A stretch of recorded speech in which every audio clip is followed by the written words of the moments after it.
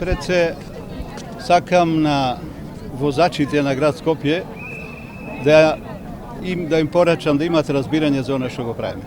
Значи, јас знам дека имаат проблеми при вршењето на нивните функции во текот на денот за овие пола час, но треба да не разбера дека ние друг начин на политичко действување немаме.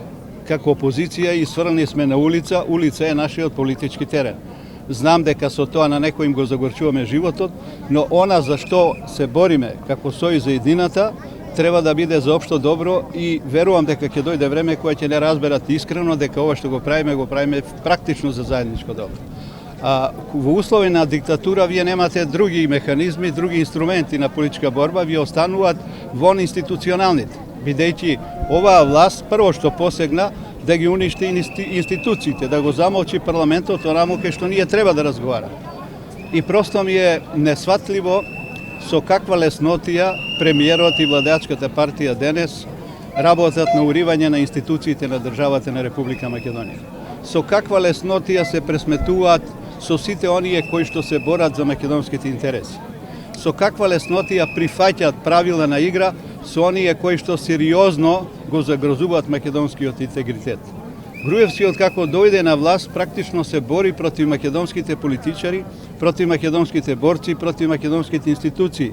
За него фокус е лидерите на македонските политички партии. Откако прогласи дека сите политички партии кои што не се согласуваат со неговата политика треба да бидат замолчани, сега тргнаа по политичарите.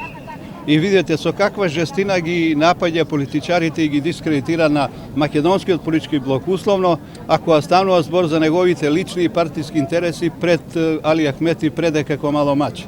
Значи, дефинитивно станува јасно дека него ништо не го интересира освен парите и моќта и сите оние што му попречуваат на тој пат да дојде до остварување на тие цели, дефинитивно ги смета за непријатели на Република Македонија. Ако ги истера борците, ги истера докторите, ги истера професорите, еве сега и пратениците од парламентарната опозиција ги истера, мислам има бришан простор да прави со Македонија што сака.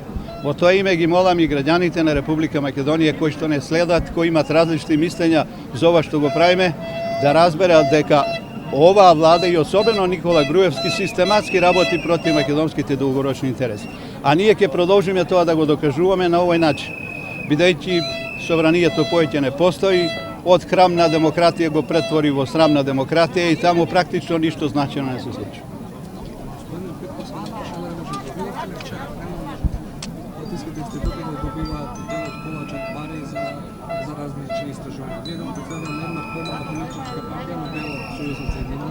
Како го коментирате тој цел процес и начинот на распределување на финансии? Мислам, најде одлична форма нивните трабанти, така наречени интелектуалци, да ги плаќаат.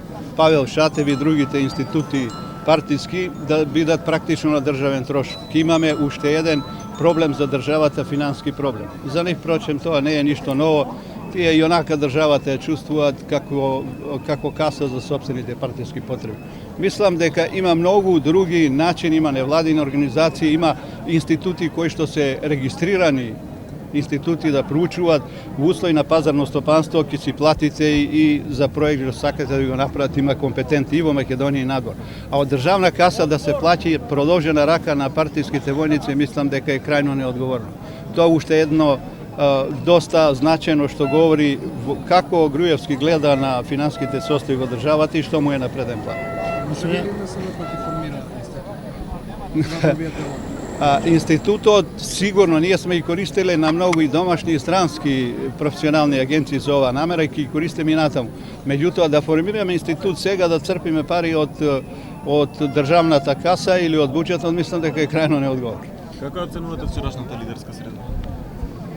Не верувам дека некој очекуваше Груевски после она што го направи дека ќе иде во насока на консолидација на политичките состојби. Ние не само од тие што се бавиме со политика, верувам и сите граѓани знаат дека Македонија влезе во голема политичка криза.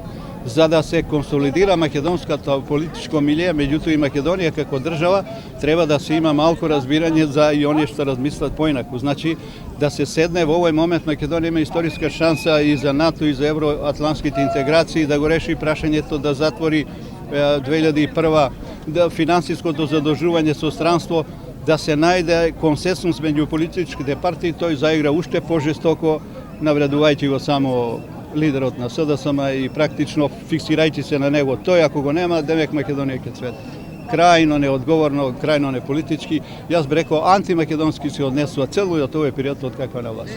Сме Петковски денеска пратениците на НДБ се враќа во собранието, со што надвор од собранието остана само коалицијата предводена од СДСМ. Дали мислите дека со две опозицијски партии ќе функционира нормално собранието? Видите, парламентот е позиција-опозиција. Ако може да функционира македонскиот парламент со 42 пратеника помалку, говорам тие што сме на листата на Едината за Македонија, тогаш тоа е сваќањето за демократијата на владеачката партија и лично на премиерот.